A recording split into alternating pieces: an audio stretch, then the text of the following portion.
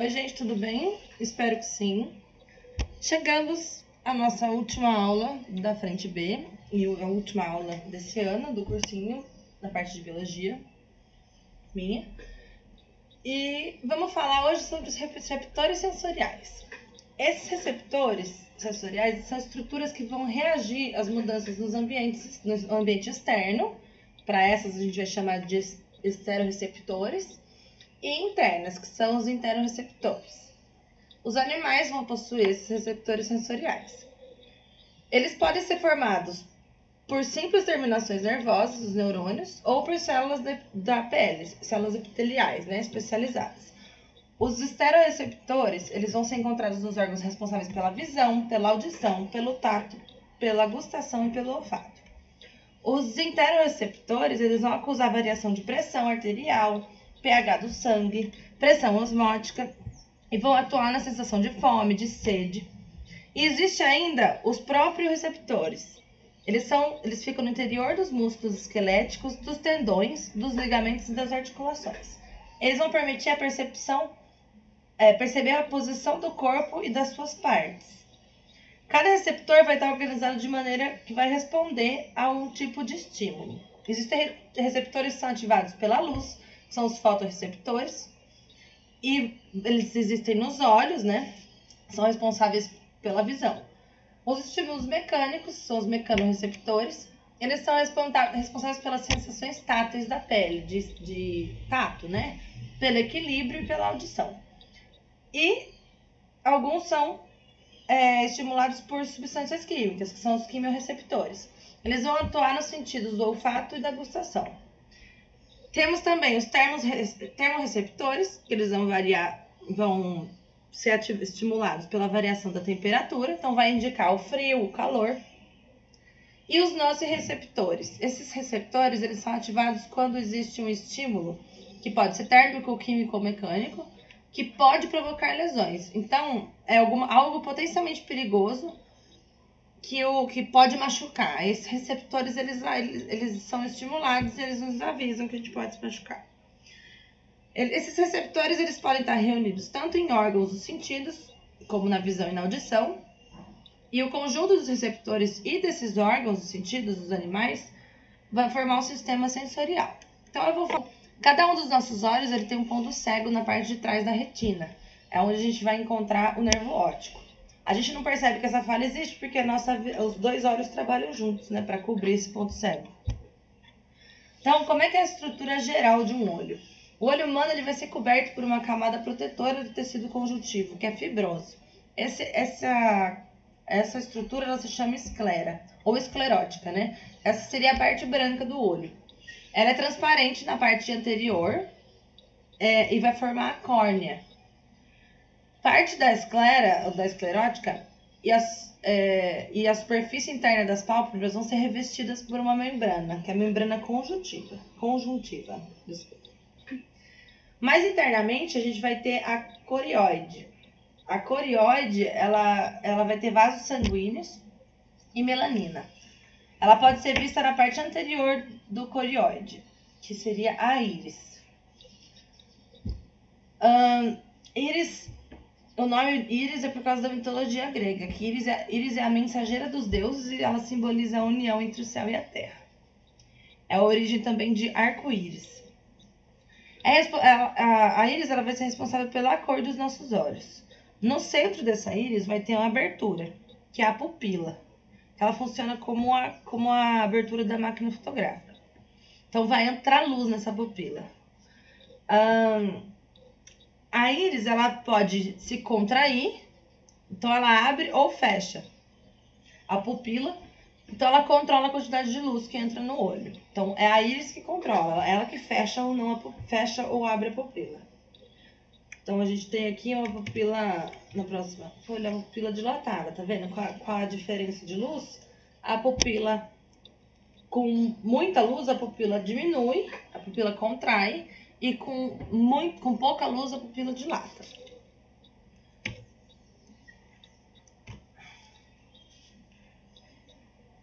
Então, os raios luminosos vão chegar nos olhos e vão ser desviados. eles vão sofrer refração, né? Vamos ver se aqui é melhor. Eles vão sofrer refração. E aí, quando passa pela córnea, que dá pra ver aqui no nosso esqueminha, ele vai passar pelo humor aquoso, que é essa parte líquida na frente do olho, e pelo corpo vítreo, que é formado por um líquido bastante... ou humor vítreo, né? Que é formado por um líquido viscoso. Esse conjunto ele vai funcionar como um sistema de lente convergente e vai formar a imagem na parte sensível do olho, que é a retina, que é essa parte amarela. A retina, ela vai ter uma região de axônio, onde vai ter os axônios de neurônios da retina.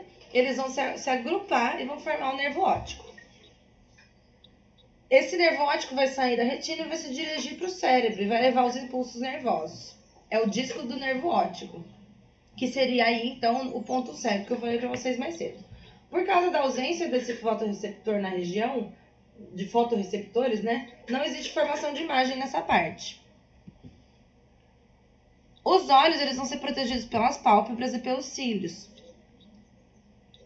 Além disso, cada vez que a gente pisca, uma quantidade de lágrima vai se espalhar sobre a superfície do olho, que também é para proteger, para manter ele úmido. Quando um corpo estranho entra nos olhos, existe a produção de lágrima aumentada, né? Também acontece quando a gente passa por emoções muito fortes. Além de impedir que as camadas externas dos olhos percam água e fiquem secas, as lágrimas também possuem substâncias que atacam bactérias. Então, não é só para chorar que serve a lágrima, gente. Agora eu vou falar sobre os cones e os bastonetes, que é por causa deles que a gente enxerga cores nessa estrutura aqui. Então, a gente vai ter 2 tipos de células fotossensíveis que ficam na retina. Essas células são os cones e os bastonetes. Elas só não vão existir no ponto cego. Os nomes eles vão derivar por causa do formato, né? O bastonete parece um bastãozinho e o cone tem um conezinho na ponta. Ele funciona como um filme muito sensível, os bastonetes, né? Os bastonetes eles vão funcionar como um filme. Eles vão captar a imagem mesmo com pouca luz. Então, eles são importantes para a visão na obscuridade. Nos animais que têm hábito noturno, a retina é formada majoritariamente pelos bastonetes. Os cones eles já vão ser estimulados apenas com intensidades altas de luz. Então, eles funcionam melhor na claridade e vão fornecer imagens mais nítidas que os bastonetes. Os cones eles vão estar concentrados numa pequena região que é chamada de mácula lútea, que é o lugar onde vai ter mais cones concentrados.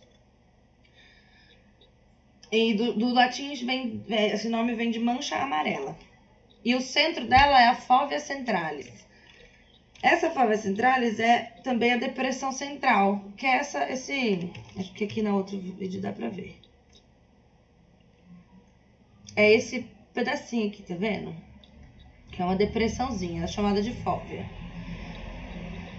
Nessa depressão existem cones apenas. E é nela que a imagem vai formar com maior nitidez. Vai se formar com maior nitidez. Na periferia da retina existe a maior concentração dos bastonetes. Então é por esse motivo que no escuro a gente vê melhor com o canto dos olhos.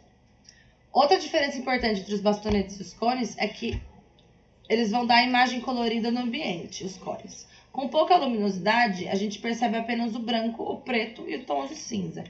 Então, existem 3 tipos de cone. Os mais sensíveis ao comprimento de onda de vermelho, os mais sensíveis ao comprimento de onda do verde e os mais sensíveis ao azul. A percepção das outras tonalidades ela vai depender da quantidade relativa de cada tipo de cone estimulado. Os bastonetes eles possuem um pigmento vermelho que é chamado de rodopsina. Com pequenas quantidades de luz em uma sala escura, ela vai provocar a quebra de moléculas de rodopsina, que vai estimular o início dos impulsos visuais. A carência de vitamina A no organismo resulta numa produção menor de rodopsina, porque essa vitamina participa da composição do pigmento. Então, Como os bastonetes são sensíveis a pequena quantidade de luz, o indivíduo que tem carência de vitamina A, ele apresenta baixa capacidade de enxergar no escuro. Na obscuridade, né? Total escuro é meio difícil. Então, a pessoa tem o que é chamado de cegueira noturna. Quando a pessoa permanece muito tempo na claridade, grande parte da rodopsina se decompõe. Então, consequentemente, a hora que ela entra em um ambiente pouco iluminado, ela vê com dificuldade. Com a permanência nesse ambiente, sua visão melhora à medida que a rodopsina é ressintetizada. Então, e nos cones, o pigmento sensível à luz é a fotopsina, que também deriva da vitamina A. Eu vou falar sobre alguns problemas dos olhos. Os que eu vou falar mais sobre é a hipermetropia, a miopia e o astigmatismo. Eu vou citar alguns outros. A hipermetropia, ela é um problema que é decorrente do fato do olho, o diâmetro do globo ocular ser pequeno demais ou o sistema de lentes ter pouca refração. Então, os raios luminosos eles não vão ser desviados suficientemente para que eles focalizem sobre a retina. Então, a imagem, teoricamente, se formaria em um ponto depois da retina, como a gente pode ver nessa figura aqui, ó. Tá vendo? A retina tá aqui e a imagem é formada depois. Então, quando o objeto está longe, a pessoa ainda consegue focar usando o poder de acomodação, que isso aumenta a convergência da lente, né? Mas para objetos próximos, existe a necessidade de um grande aumento dessa refração. E está acima da capacidade de acomodação do olho. Então, o hipermétrope ele enxerga mal de perto. A correção ela vai ser feita com lentes convergentes, que vão desviar os raios luminosos de uma maneira que eles vão se aproximar. Então, eles vão convergir mais cedo, próxima à retina. Bom, o estudo dessas lentes, da formação das imagens, é feito na física, né? Vocês devem ter visto com outro professor. A miopia, ela já vai ser o contrário da hipermetropia, né? Em geral, ela é causada pelo globo ocular muito alongado ou por grande poder, né? A refração já tem um grande poder de refração no sistema das lentes do olho da pessoa. Os raios luminosos, eles são focalizados em um ponto antes da retina, como a gente pode ver nessa imagem aqui. Ele está antes da retina. Então, eles vão... É como se existisse um anteparo, né, antes. Então, quando o objeto está perto, a acomodação consegue resolver o problema, a acomodação ocular, mas à medida que a distância aumenta, a lente não consegue diminuir mais a convergência. E o míope começa a ter dificuldade para enxergar de longe. Então, hipermetropia de perto, miopia de longe. A correção vai ser feita com lentes divergentes, que vão desviar os raios e vão fazer eles se afastarem uns dos outros, formando um feixe divergente, formando a imagem no local certo. Essa parte de baixo é com a lente, tá vendo? Essa é uma lente divergente, isso é uma lente convergente.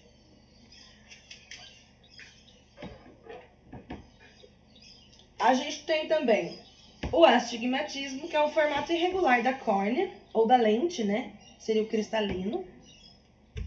Então, esse formato irregular, ele vai formar o foco em algumas direções. Ela vai ficar fora de foco, né? Em algumas direções. E a correção ela vai ser feita com algumas lentes cilíndricas que vão ter curvaturas desiguais, que vai compensar a curvatura desigual do olho. Então, aqui... Tá vendo? A imagem ela fica um pouco torta. Isso dá dor de cabeça, dificuldade de enxergar, canseira no olho. E aí a lente corrige esse problema. Existem outros problemas de visão também, que é a catarata, que é uma doença que a lente perde parte da transparência e vai dificultando a visão. É comum em pessoas mais velhas, né, depois de 50 anos, e a pessoa coloca no lugar uma lente artificial, faz uma cirurgia, né? Ela troca a lente natural do corpo, do olho, e põe uma lente artificial. O daltonismo, que ele é de origem genética, então ele afeta os cones, né? A pessoa não consegue distinguir certas cores. Normalmente é vermelho e verde. Então tem a ausência dos cones responsáveis por essas cores. A pessoa tem poucos cones que detectam esses comprimentos de onda. A conjuntivite, que é uma inflamação da conjuntiva, que é causada por bactérias e vírus, dá uma sensação como se a pessoa tivesse areia nos olhos. Então, mas existe tratamento também. E é isso, as doenças de olho, nos olhos a gente já acabou de ver. E vamos para as orelhas. A estrutura geral das orelhas. Na espécie humana, ela pode ser dividida em externa, média e interna. Vou falar sobre as orelhas. A estrutura geral da orelha, na espécie humana, ela vai ser dividida em externa, média e interna. A externa, ela é formada pelo pavilhão auricular. Então, aqui, ó, é a orelha externa, né? É onde eu tô passando o mouse. Pra cá. Daqui pra cá é a orelha externa. Ela vai ser formada pelo pavilhão auricular, que é a orelha, nessa parte aqui de fora, que vai melhorar a captação do som. E pelo meato acústico externo, tá vendo? Então, essa aqui, ó, é a orelha externa. Ou também, meato acústico externo pode ser chamado de canal auditivo. O tímpano vai marcar o início da orelha média. Ele vai vibrar de acordo com o som que vai chegar nele. Então, cadê o tímpano aqui? Membrana timpânica, é o tímpano, essa membrana. Então, daqui a gente vai ter o começo da orelha média. Essa vibração que o tímpano, que chega no tímpano, o tímpano vibra, né? E vai transmitir essa vibração para 3 pequenos ossos: o martelo, a bigorna e o estribo. Eles são articulados entre si e eles vão funcionar como sistema de alavanca. Então, eles podem amplificar ou diminuir as vibrações do tímpano por meio de pequenos músculos presos neles. Esses músculos, eles freiam os movimentos dos ossos, podem frear o movimento dos ossos, protegendo o ouvido contra sons muito fortes.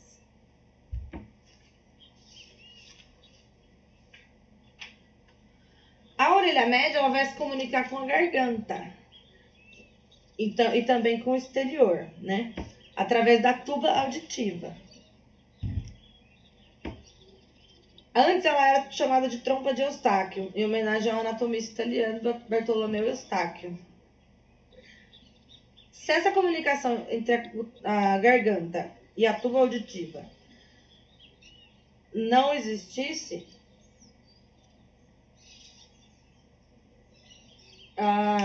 o tímpano permaneceria inchado o tempo todo para fora ou para dentro, sempre que acontecesse alteração na pressão. Isso é diminuir a flexibilidade do tímpano e ia prejudicar a audição. É o que acontece quando a gente sobe serra de carro ou de ônibus. A pressão atmosférica ela fica menor do que a da orelha média e o tímpano é pressionado de dentro para fora. E aí ele fica um pouco curvado. A saída de parte do ar pela tuba auditiva equilibra as pressões e resolve o problema.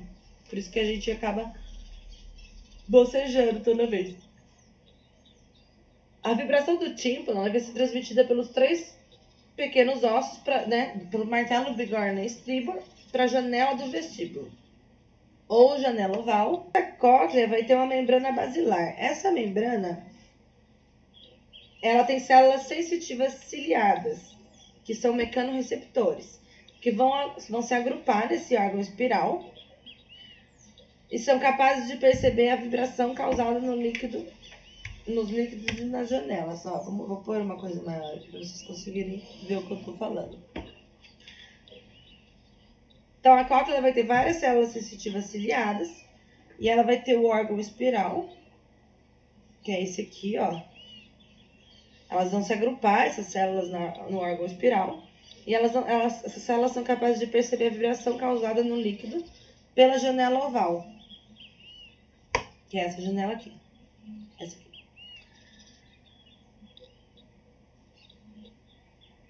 Essa percepção dessas vibrações vai fazer com que os cílios dessas células se choquem contra a membrana tectórica, que é essa membrana aqui, em volta deles. O próprio movimento do líquido também vai estimular os cílios, gerando um impulso nervoso, que vai ser levado pelo nervo vestíbulo coclear e para o centro da audição, no lobo temporal do cérebro, onde o som vai ser percebido. Ela vai possuir outra membrana elástica, a janela redonda, que vai se dilatar e vai permitir a movimentação do líquido quando ele recebe as vibrações da janela oval. E aí, na orelha interna, a gente vai ter o sáculo, o utrículo e os canais semicirculares, que a gente vai ver na atuação do equilíbrio. Então, o equilíbrio. A gente tem a manutenção do equilíbrio feita pelo aparelho vestibular ou pelo labirinto. Então, o utrículo, o sáculo e os canais semicirculares formam esse aparelho vestibular. No seu interior existem células sensoriais ciliadas, que na verdade é um prolongamento chamado esterocílios. Eles têm estruturas um pouco diferentes das dos cílios verdadeiros. Eles vão enviar mensagens para o sistema nervoso sobre as mudanças de posição do corpo. E em resposta, o sistema nervoso vai enviar sinais aos músculos para ajudar a postura e manter o equilíbrio.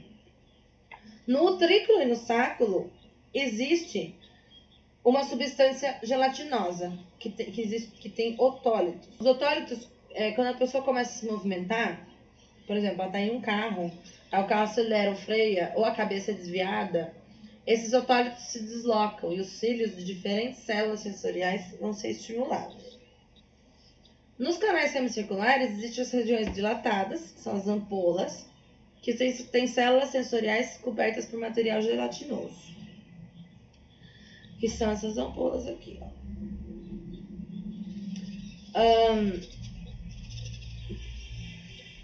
Os movimentos da cabeça fazem com que o líquido no interior dos canais se movimentem. E esse líquido pressiona as células sensoriais.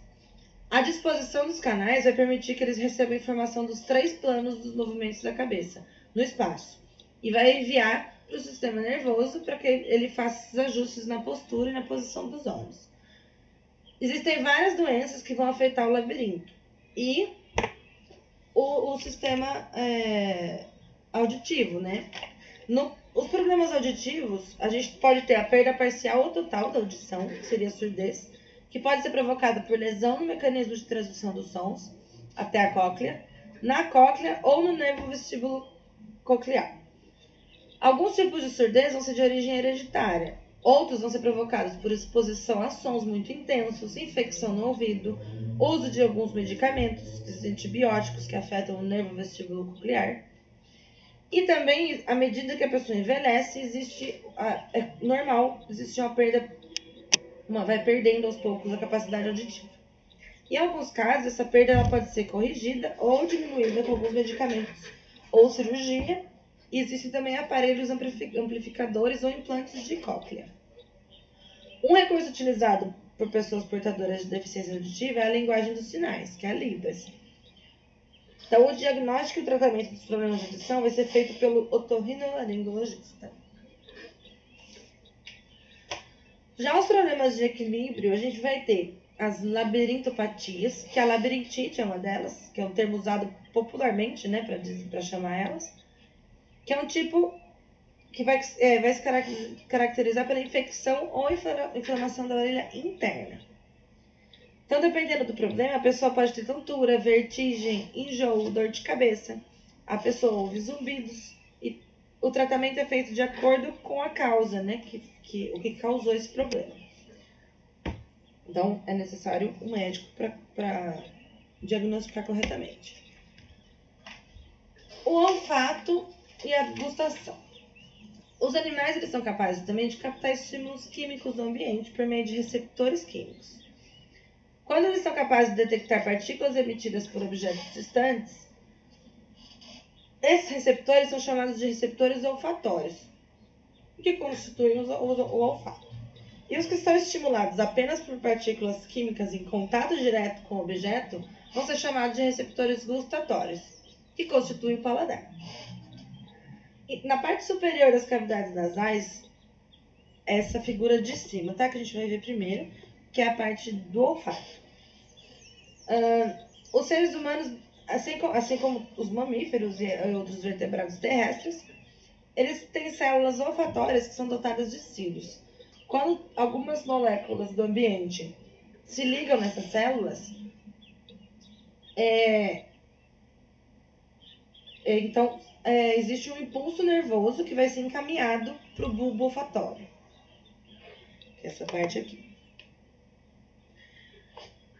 Boa parte do que a gente conhece como gosto do alimento depende do olfato. Então, com o nariz e com os olhos tampados, pode ser difícil a gente distinguir só pelo gosto uma maçã de uma batata, por exemplo. Quando a gente está resfriado, o excesso de muco produzido no nariz dificulta o contato dos receptores olfatórios com as partículas responsáveis pelo cheiro. E aí o resultado é que os alimentos vão perder o sabor, né? Na língua, a gente encontra os botões gustatórios, agora aqui embaixo. Os botões gustatórios, que são concentrados em algumas projeções, e também as papilas, que são chamadas de papilas gustatórias, né? Essas projeções. As células gustatórias, elas vão reagir a diversos tipos de substâncias químicas. Os botões gustatórios, eles vão perceber 4 tipos de sensação fundamental: o doce, o salgado, o azedo e o amargo. Hoje em dia, um quinto sabor foi reconhecido, que é o sabor umami. Ele é uma palavra japonesa que vem de ideogramas, né?